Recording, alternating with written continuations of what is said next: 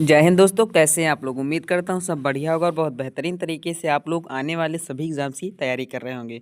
मेरी तरफ से आप सभी को उन एग्ज़ाम्स की शुभकामनाएं जिन एग्ज़ाम्स की आप तैयारी कर रहे हैं। लेकिन अगर आपने आरआरबी जेई का एग्ज़ाम्स दिया था तो ये वीडियो आप लोगों के लिए बहुत महत्वपूर्ण होने वाली है और बहुत ज़्यादा जानकारी के साथ मैं आज आप लोगों के सामने आया हूँ। ठीक है, मैं आज आप लोगों को जोन वाइज कट ऑफ भी बताऊँगा, उसके बाद जो डाटा मुझे मिला था उसके हिसाब से क्या कट ऑफ होगी वो भी मैं बताऊँगा, और भी हार्ड शिफ्ट और इजी शिफ्ट वगैरह के बारे में तो जानकारी देता ही रहता हूँ। साथ ही साथ क्या कितने नंबर वाले सीबीटी 2 की तैयारी करें वो सब चीज़ें मैं आप लोगों को बताऊँगा। वीडियो में लास्ट तक बने रहिएगा और लास्ट तक बने रहने के लिए आप लोगों को वीडियो लाइक कर देनी है और चैनल को ज़रूर सब्सक्राइब करिए, क्योंकि ऐसी ही वीडियोस लगातार आप लोगों को चैनल पे मिलती रहती है। तो चलिए शुरू करते हैं। अगर मैं आप लोगों से यहाँ पर बात करूँ कि आरआरबी जेई का जो एग्ज़ाम हुआ था वो कब कब हुआ था, तो आप लोग टाइम बताएंगे, डेट बताएंगे। 16, 17, 18 और 16, 17, 18 हुआ था। ठीक है, ये चीज़ें अच्छी लगी और बताई भी थी। टोटल फॉर्म और उपस्थित का विश्लेषण अगर मैं आप लोगों के साथ शेयर करूँ तो आरआरबी एलपी में कुल फॉर्म 18,99,407 भरे गए थे। अब कहेंगे आप आरआरबी एलपी का क्यों बात कर रहे हैं, मैं थोड़ा बहुत आप लोगों को बता रहा हूँ, फिर उसके बाद मैं जेई पर आऊँगा, चिंता मत करिए। ठीक है, 15 शिफ्ट में एग्ज़ाम हुए थे आप लोगों के।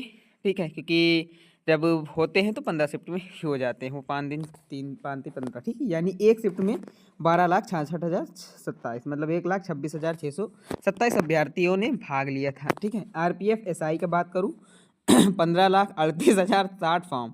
भाई वैकेंसीज कितनी थी, 500 के समथिंग थी। ठीक है, तो 15 शिफ्ट में एग्ज़ाम हुए तो उनकी बात नहीं करूँगा, भारत में बेरोजगारी बहुत है।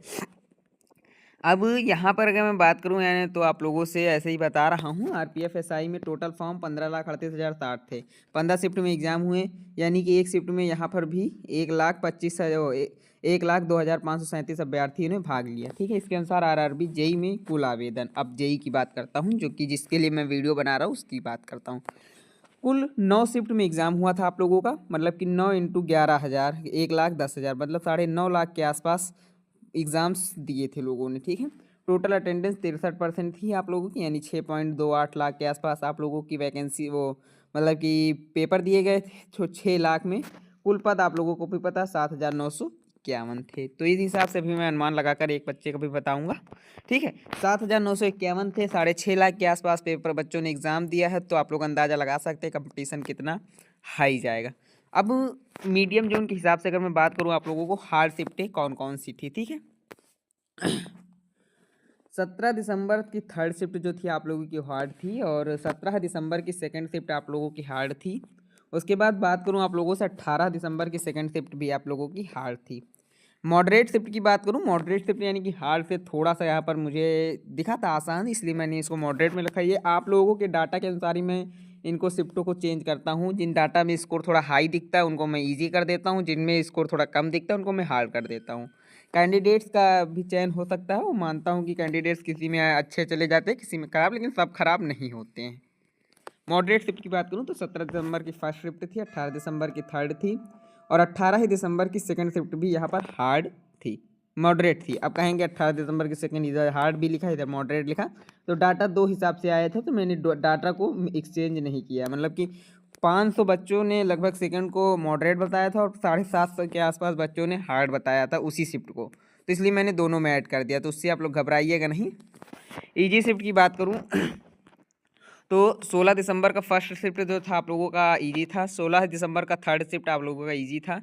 उसके बाद बात करूँ 18 दिसंबर का फर्स्ट शिफ्ट इजी था। ठीक है, केवल अगर मैं आप लोगों से एक बहुत महत्वपूर्ण बात करने वाला हूँ, अगर मैं बताऊँ आप लोगों को शिफ्ट वाइज एवरेज स्कोर 60+ जो थे, मतलब कि केवल 2% कैंडिडेट्स ने, केवल 2% कैंडिडेट ने 60+ स्कोर किया था, बाकी सब 60- थे। 57, 56, 54, 55, 53 ऐसे थे, मतलब सिर्फ 2% कैंडिडेट। अब आप समझ सकते हैं, अंदाज़ा लगा सकते हैं कि कितना आसान है आगे। ठीक है, अब मैं अगर आप लोगों से बात करूं यहाँ पर जोन वाइज कट ऑफ की, लेकिन उसके लिए आप लोग यार इतनी मेहनत करता हूँ, वीडियो तो लाइक कर दीजिएगा और चैनल को ज़रूर सब्सक्राइब कर लीजिए, क्योंकि ऐसा कंटेंट आप लोगों को शायद ना मिले। रांची की बात करूँ आप लोगों से तो जनरल की यहाँ 63 जा सकती है, ओबीसी की 60 तक रहेगी, ईडब्ल्यूएस आपका 57 और एससी 50, एसटी 42 के आसपास दिखेगा। अजमेर की बात करूँ तो general 60, OBC 56, EWS 54, SC 43, ST 37। Bengaluru general 56, OBC 54, EWS 52, SC 41, ST 33। Ahmedabad की बात करूँ, जनरल 43, ओबीसी 45, ईडब्ल्यूएस 43 और एससी 38, एसटी 32। कोलकाता की बात करूँ, general 57, OBC 53, EWS 51, SC 47, ST 38। ठीक है। जम्मू की बात करूँ, general 59, OBC 55, EWS 52, SC 45, ST 36। ठीक है।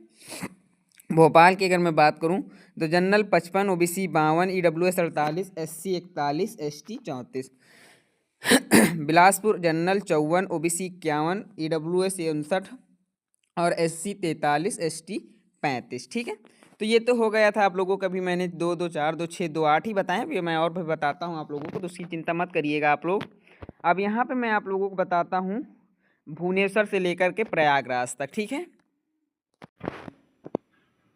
तो भुवनेश्वर का आप लोग भी जानते हैं, जनरल 58, ओबीसी 53 के आसपास रहेगा। चंडीगढ़ की जनरल 65, ओबीसी 62। गोरखपुर के जनरल 66, ओबीसी 63। गुवाहाटी की जनरल 64, ओबीसी 61। चेन्नई की जनरल 56, ओबीसी 53। मालदा की जनरल 67, ओबीसी 63। मुंबई की ये आसपास है, एक्सपेक्टेड है, ये मत कन्फर्म है, एक्सपेक्टेड है। मैं पहले भी बता देता हूँ, एक्सपेक्टेड कट ऑफ सभी बताते हैं, मैं भी वही बता रहा हूँ। ठीक है। मुंबई की जनरल 63, ओबीसी 58 के आसपास। मुजफ्फरपुर की जनरल 62, ओबीसी 58 के आसपास। पटना की बात करूं तो जनरल 70 जा सकता है और ओबीसी 65 के आसपास रहेगी।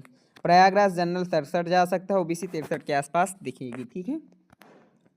अब यहाँ पर मैं आप लोगों को, जो यहाँ पे अभी मैंने आप लोगों को ग्रीन जोन के हिसाब से मैं कट ऑफ आप लोगों को बता देता हूँ, ताकि जितना ज़्यादा डिटेल्स में वीडियो में बनाऊँगा उतना आप लोगों को आसानी रहेगी समझने में। ठीक है।